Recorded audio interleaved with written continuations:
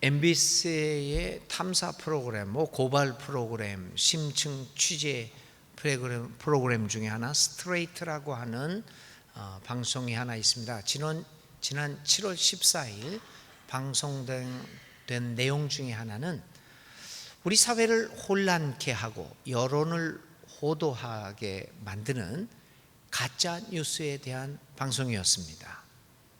문재인 침해설, 세월호 노란 리본은 조선노동당 상징의 하나다라고 하는 등 황당하기 짝이 없는 가짜 뉴스들이 유통되어서 우리 사회를 불신사회로 만들어가고 이렇게 혼란스럽게 만들어간다는 내용이 이 MBC 스트레이트 방송을 통하여 방영이 되었습니다.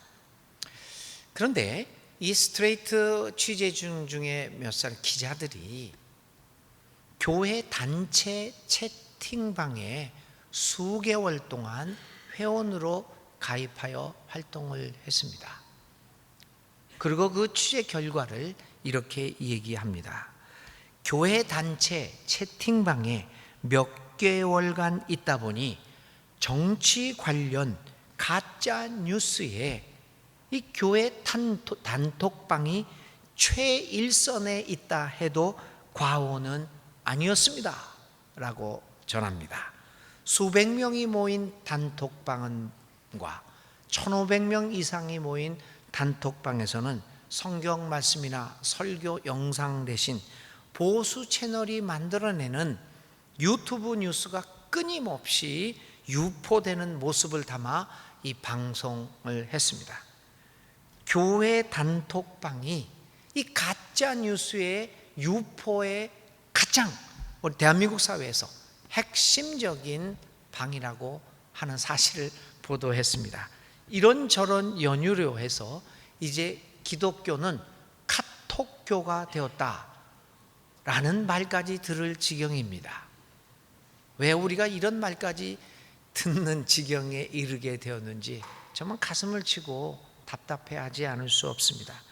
카톡에 날마다 전해지는 정치 소식, 또 그 외 여러 가지 사회적 이슈의 소식 중 많은 경우가 확인되지 않은 가짜 뉴스들입니다. 이 가짜 뉴스들이 확산되는데 우리 기독교의 카톡방들이 그렇게 활용되고 있다니 정말 가슴 아픈 일이 아닐 수 없습니다. 그리고 교인들은 이러한 가짜 뉴스에 현혹되어 별다른 의심 없이 그것들을 재생산해내고 유포하기에 여념이 없습니다. 사실 그 내용을 보면요, 이론이 맞지가 않습니다. 여러분, 외국에서 어떤 신문에 났더라, 특히 미국의 신문에 났더라 하면서 얘기하는 거, 사실 그 내용을 읽어보면 조금만 상식이 있어도 그것이 말이 안 되는 일이라는 것을 금방 눈치챕니다. 명확합니다. 그런데 왜 눈에 안 보이는 것일까요? 그것이 초대교회 시대에도 이 가짜 뉴스는 많이 있었습니다. 특별히 데살로니가 교회는 잘못된 종말과 재림에 관한 이러저러한 거짓 뉴스, 가짜 뉴스들이 횡행했습니다. 이로 인해 성도들은 불안과 두려움에 떨었고, 이를 이용해서 개인적인 이득을 얻는 거짓 선지자들이 많이 발현하곤 했습니다. 그리고 심지어는 재림을 기다린다며 이 일을 하지 않는 자들도 늘어나기 시작했습니다. 이러한 가짜 뉴스의 위협을 맞닥뜨린 이 바울은 데살로니가 교회를 향하여 편지를 씁니다. 그것이 데살로니가 전서입니다. 그래서 바울은 특별히 이 가짜 뉴스의 심각성을 깨닫고 데살로니가가 5장으로 되어 있는데 각 장 끝날 때마다 재림에 대한 이야기를 합니다. 그 재림을 강조하는 거죠. 그 가짜 뉴스를 제거하기 위하여. 그리고 4장 13절부터 5장 11절까지에는 길게 예수의 재림과 종말에 대하여 많은 지면을 할애합니다. 사도 바울이 이 가짜 뉴스, 종말에 대한 가짜 뉴스에 대하여 특별히 두 가지 이야기를 합니다. 첫 번째는 종말의 때는 아무도 모른다. 그러니 그 가짜 뉴스에 속아 넘어가지 말라. 그것은 주님만이 아신다. 두 번째, 그러니 일 안 하고 그러지 말고 오늘의 삶을 충실하게 살아가라. 이것이 종말의 가짜 뉴스에 대한 사도 바울의 데살로니가 전서를 통한 반응이었습니다. 그래서 물론 여기 데살로니가 전서는 아니지만 사도 바울이 뭐라고까지 얘기하냐면, 일하기 싫어하는 사람은, 일하지 않는 사람은 먹지도 말아라. 이 말은 뭐냐면, 이 종말의 때를 오늘 내일 모레 온다고 해서 일 안 하고 그냥 막 사는 사람들을 향한 말입니다. 그런 게 종말이 아니다. 이렇게 사도 바울은 가짜 뉴스를 잘 분별해 낼 것을 이야기하고 있습니다. 근데 이렇게 명확한 사실을 여러분 왜 발견하지 못할까요? 여러분들은 어떻습니까? 여러분들은 가짜 뉴스를 보면 구별할 능력을 갖고 계십니까? 왜 명확한데도 이거를 보지 못할까? 혹시 우리가 졸려서 잠자고 있어서 그런 것은 아닐까요? 잠결에 그것이 무엇인지를 분별할 능력을 혹시 상실한 것은 아닙니까? 지난 7월 18일 대한예수교 장로회 통합측 우리 교단입니다. 재판국은 명성교회의 불법 세습에 관한 판결을 하지 않았습니다. 유예했습니다. 근데 여러분, 대한예수교 장로회 헌법은 명확합니다. 글자 그대로요. 28조 6항입니다. 자기 자식에게 교회를, 담임 목사직을 물려주는 것은 불법이다, 안 된다, 금지한다고 28조 6항에 쓰여 있습니다. 헌법에 의해 금지되어 있습니다. 그리고 2018년 작년 제103회 총회는 이 같은 28조 6항이 헌법이 유효하다라고 하는 결의를 총회에서 했습니다. 명확합니다. 그런데 왜 명확한 사실을 보지 못하고 이러니 저러니 이야기를 합니까? 여러분, 재판은 정치적이고 경제적인 이유가 아니라 법에 의해서 재판이 되어야만 우리 사회가 공정성을 유지하고 우리 사회가 건강하게 유지됩니다. 헌법에 의해서 그대로 판결하면 시간 걸릴 것도 없습니다. 명확합니다. 그런데 판결을 안 합니다. 그들 눈에는 이 명확한 사실이 안 보이는가 봅니다. 왜 안 보이겠습니까? 혹시 잠들어 있는 것은 아닐까요? 가짜 뉴스 하나 분별하지 못하고 명확한 사실이 눈앞에 있는데도 그것을 우리는 보지 못하고 있습니다. 도대체 무슨 일이 우리에게 발생하고 있는 것일까요? 이런 혼란의 상황에서 우리는 또 다른 예수님의 질문을 생각해 봅니다. 그 질문은 시몬아, 자고 있느냐? 라고 하는 질문입니다. 오늘 이 예수님의 질문은 주님의 마지막 생애 부분에 나타난 질문입니다. 예수님은 이제 자신의 생애가 막바지에 이르게 된 것을 짐작하고 이 세상을 떠날 준비를 합니다. 성만찬을 통해서 떡을 떼면서 제자들에게 이야기합니다. 이 떡은 너희들을 위하여 고난받는 찢겨진 내 몸이다. 이 잔은 너희에게 새로운 생명을 주기 위하여 한 방울도 남김없이 아낌없이 흘리는 나의 피다. 그러니 너희들이 이 떡과 포도주를 먹고 마실 때마다 나를 기억하고 기념하라. 나를 중심으로 함께 이 공동체를 결속시켜 나가자. 이렇게 성만찬을 통해서 이야기하십니다. 그리고 그는 여러 가지 당부들을 제자들에게 남겨둡니다. 그리고 이제 앞으로 자신이 감당해야 할 사역의 무게로 인하여 마음이 무거워졌습니다. 그래서 그는 제자들 중에서 세 사람, 베드로, 요한, 야고보를 데리고 겟세마네 동산으로 올라갑니다. 그는 거기서 매우 격정적인 기도를 드립니다. 그럴 수밖에 없지 않겠습니까? 뻔히 예상되는 고난과 죽음을 눈앞에 둔 사람의 마음이 번민으로 가득 차 있을 수밖에 없지 않겠습니까? 기도를 마치고 자신의 마음과 삶을 정리한 후에 예수님은 더욱 확신에 찬 모습으로 산을 내려옵니다. 산을 내려오자 아무 일도 발생하지 않은 것처럼 천하태평으로 잠을 자고 있는 제자들을 만나게 됩니다. 그 만남 속에서 오늘 예수님께서 이 질문을 던진 것입니다. 오늘 본문을 보면 예수님의 상황은 매우 긴박하게 펼쳐지고 있는 것 같습니다. 긴장감이 팽배하게 느껴지는 장면이 아닐 수 없습니다. 여기 33절에 보면 심히 놀라고 슬퍼하셨다 얘기합니다. 이 놀랐다는 것은 공포에 젖었다는 이야기입니다. 여러분, 예수님이 공포에 젖었다 그러니까 어찌 그럴 수 있느냐, 좀 불경한 얘기가 아니냐라는 생각도 할 수 있지만 예수님은 또 인간이셨습니다. 죽음을 눈앞에 둔 사람이, 어떤 사람이 공포에 젖지 않을 수가 있겠습니까? 예수님의 마음은 떨리셨습니다. 이런 긴장감이 있는 상황에서 예수님은 겟세마네 동산으로 올라가십니다. 이 긴장감이 팽배하게 느껴지는, 죽느냐 사느냐 이러한 상황에서 어떻게 해 제자들은 그 명확한 상황에서 잠을 잘 수 있었을까요? 어떻게 무사태평으로 그렇게 잠을 잘 수 있을까? 우리는 오늘 이렇게 잠을 자고 있는 예수님의 제자들의 모습에서 우리의 모습을 발견합니다.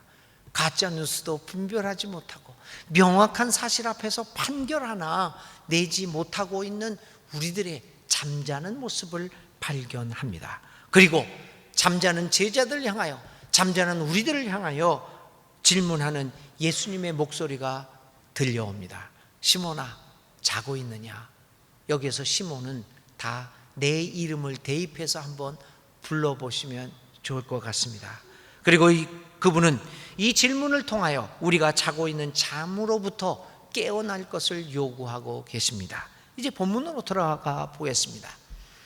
제자들은 어떻게 해서 이렇게 잠을 자고 잘 수가 있었을까요? 그리고 제자들이 자고 있는 잠은 어떤 종류의 잠입니까? 제자들이 이러한 상황 속에서도 잠을 잘 수 있었던 것은 무엇보다도 예수님의 삶과 자기가 우리들의 제자들의 삶과 연결이 되지 않고 있기 때문입니다. 예수님의 고민과 번뇌하는 것이 나하고 무슨 상관이 있느냐? 연관 관계를 전혀 맺지 못하고 있습니다. 무관심이라고 우리는 그것을 이름 지을 수 있을 것입니다. 그들은 3년 이상을 예수님의 제자가 되어서 그를 따라다녔음에도 불구하고 그들은 예수님 자체에는, 예수님 삶의 자체에는 관심이 없었습니다.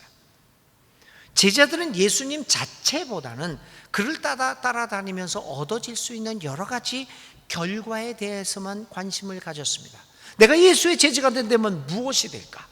내가 예수가 제자가 되어서 예수님이 나에게 줄 수 있는 것은 무엇일까?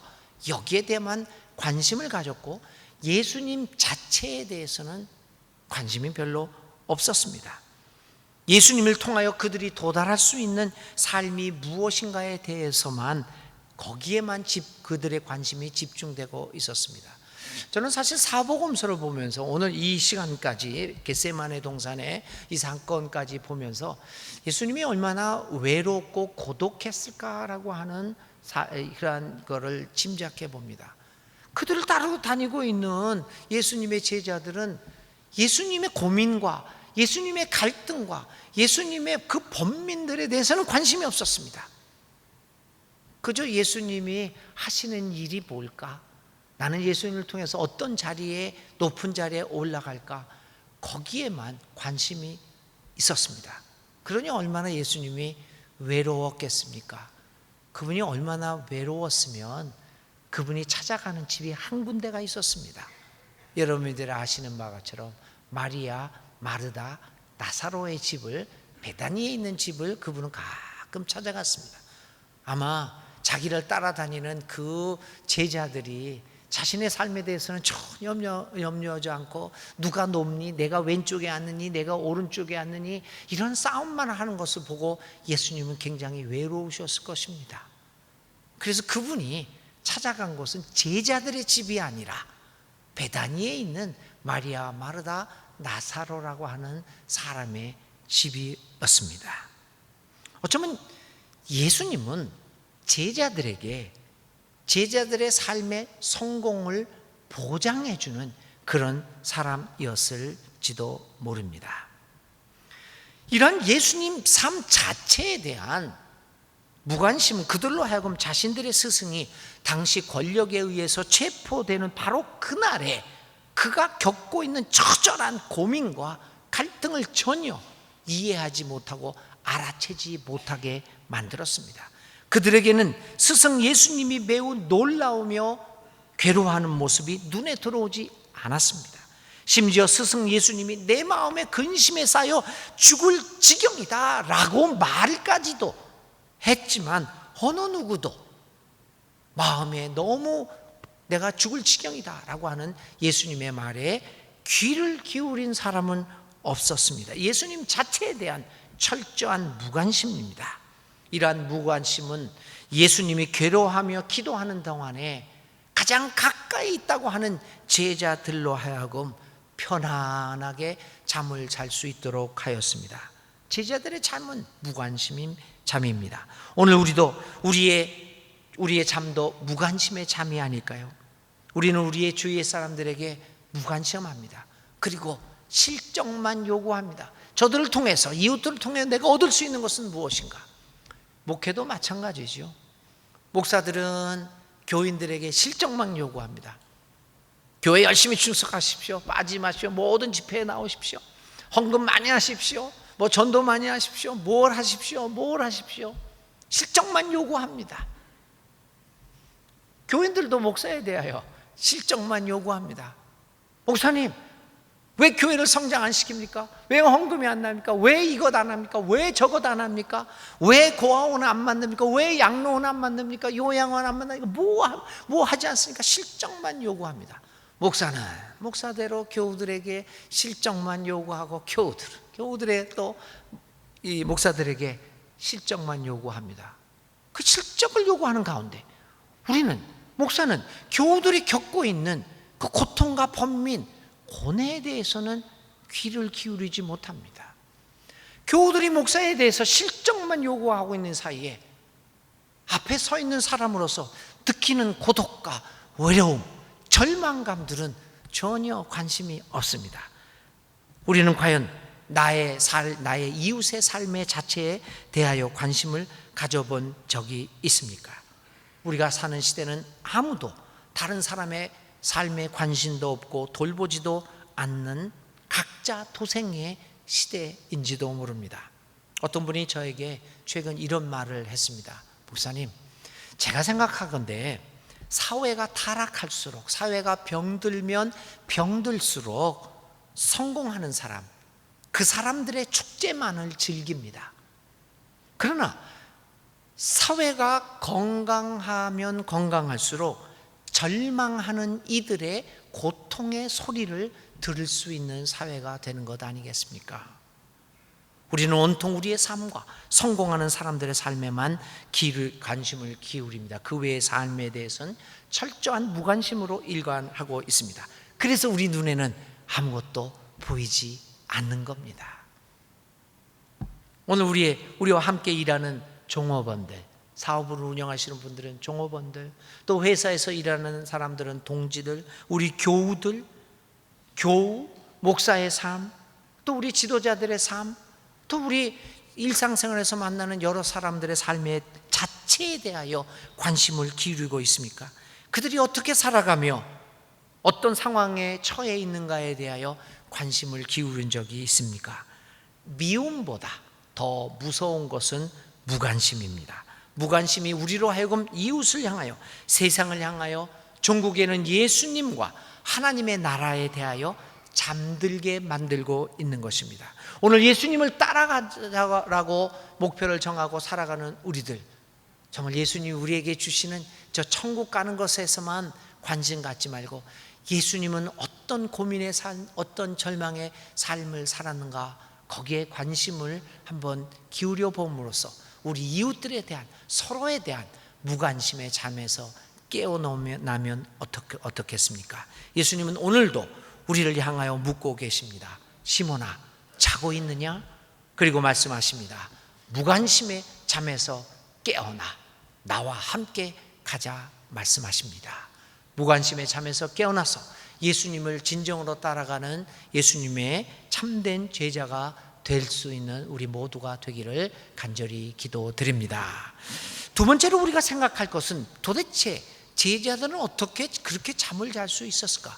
그리고 우리들은 어떻게 그 명확한 사실을 보면서도 그것을 제대로 깨닫지 못하는 것일까? 우리가 생각할 것은 알지 못함으로부터 오는 잠입니다. 제자들은 예수님의 가르침을 들었지만 예수님에 대하여 제대로 알지 못하고 있습니다. 무지함. 이것이 우리로 하여금 예수님이 하는 일과는 전혀 상관없이 내 자신들만의 세계에 빠져들게 만들고 있습니다. 예수님에 대한 무지함, 그것이 우리로 하여금 겟세마네 동산에서 예수님의 그 기도가 그의 생애의 가장 긴박한 순간이었음에도 불구하고 전혀 알아먹지 못하고 잠을 자도록 만들었던 것입니다. 그들은 예수님의 겟세마네 동산의 기도의 의미에 대해서 알지 못하고 있습니다. 그가 왜 그렇게 괴로워하고 그렇게 죽을 지경까지 빠지게 되었는가에 대하여 전혀 알지 못하고 짐작조차 하지 못합니다.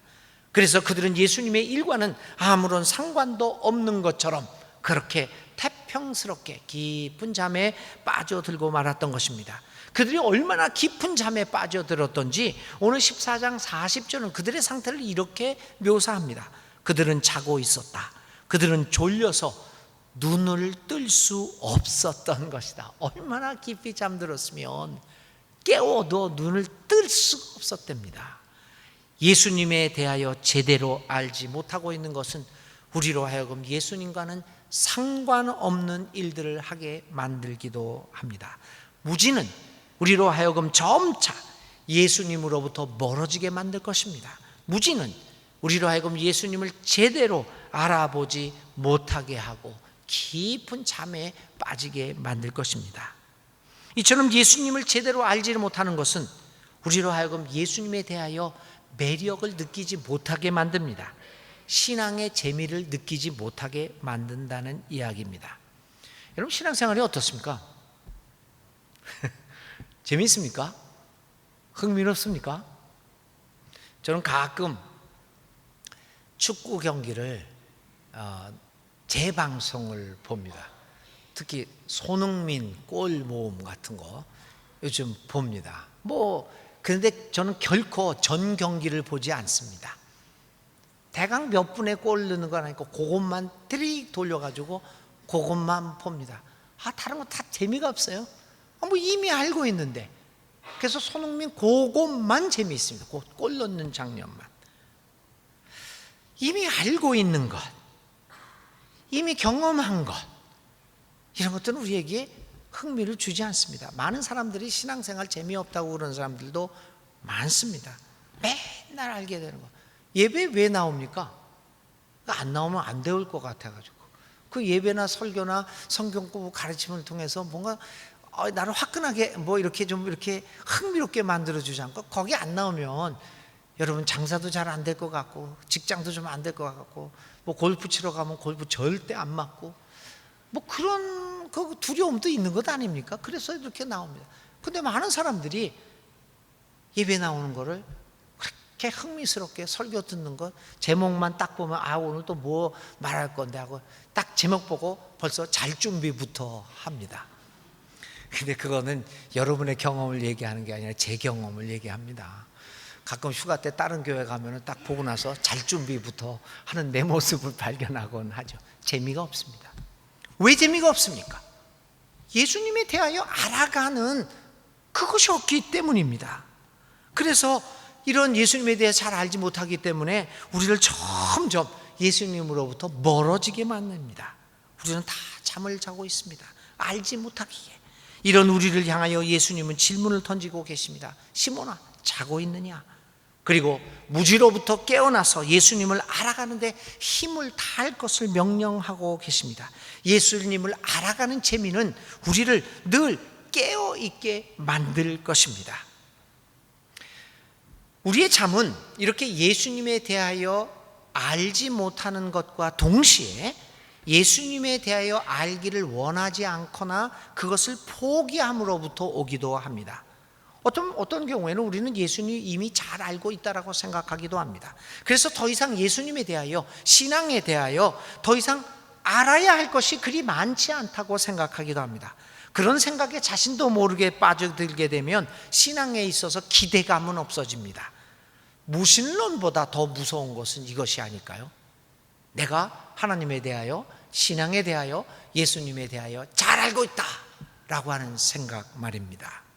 우리는 예수님에 대하여 너무나 잘 알고 있다라고 생각하기 때문에 거기에 대한 흥미를 갖지 않습니다. 그것이 무신론보다 더 무서운 것일지도 모릅니다.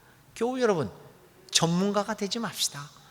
예수님에 대하여, 신앙에 대하여 결코 전문가로 살아가지 말아야 합니다. 하나님, 예수님, 그리고 성령의 이 삼위일체 하나님의 세계에 대하여 나는 많은 것을 알고 있다고 아는 척하지 맙시다. 그리고 오히려 전문가나 아는 척하지 말고 그 하나님의 신비로운 세계를 향하여 우리의 마음의 문을 활짝 열어봅시다. 그러면 그 하나님의 세계가 얼마나 신비롭고 새롭고 날마다 새롭게 다가오기 때문에 그 세계의 신비스러움에 우리의 잠은 달아나고 말 것입니다. 오늘 제가 여러분들한테 이 책을 하나 소개를 했어요. 이 책은 이제 마커스 모그라고 하는 분의 아주 중요한 책인데 이제 이분은 돌아가셨습니다. 이 책에서는 우리들이 알고 있는 신앙의 세계에 대해서 새로운 차원을 열어줍니다. 우리는 곧잘 책을 읽거나 그 예수님에 대해서 배울 때 고개를 끄덕이는 것을 좋아합니다. 그런데 저는 여러분들에게 그 반대의 것을 제안합니다. 고개를 끄덕이는 책이 아니라 고개를 갸우뚱하게 만드는 책을 읽어봐라. 왜냐하면 고개를 끄덕이는 것은 이미 알고 있는 것을 강화시킵니다. 그것은 여러분들을 결코 새로운 세계로 인도하지 못합니다. 고개를 갸우뚱하게 만들고 여러분들의 마음을 하나님 앞에서 갈등하게 만드는 책들, 그런 세계에 들어가면 잠잘 틈이 어디에 있겠습니까? 고개를 끄덕이게 하니까 끄덕이다 보니까 졸리운 것입니다. 하나님의 세계의 마음을 활짝 열어볼 때 우리의 신앙의 잠은 깨어납니다. 예수님은 우리에게 묻고 계십니다. 시몬아, 자고 있느냐? 그러면서 예수님은 너희는 유혹에 빠지지 않도록 깨어서 기도하여라 말하면서 오늘의 질문을 끝맺습니다. 사랑하는 교우 여러분, 사람 자체에 관심을 쏟아야 합니다. 예수님 알기에 힘써야 합니다. 하나님의 신비스러운 그 세계에 우리의 마음 문을 여는 것은 우리로 하여금 늘 깨어 있도록 만들 것입니다. 사랑하는 순천중앙교회 여러분, 깨어있는 신앙인들이 됩시다. 예수님의 질문, 시몬아 아직도 자고 있느냐? 라고 하는 예수님의 질문은 아직도 깊은 잠에서 깨어나지 못하고 있는 우리들을 깨우는 소리입니다. 예수님의 질문을 듣고 우리의 깊은 잠에서 깨어나 주님, 아닙니다. 주님, 나는 깨어 있습니다. 말씀하십시오. 제가 듣겠습니다. 제가 여기에 있습니다. 답변할 수 있는 사랑하는 순천중앙교회 교인이 되어서 가짜뉴스와 여러 가지 혼란 속에서 잠을 자고 있는 이 사회를 깨우는 순천중학교의 교우들과 우리 교회가 될 수 있기를 주님의 이름으로 축원드립니다.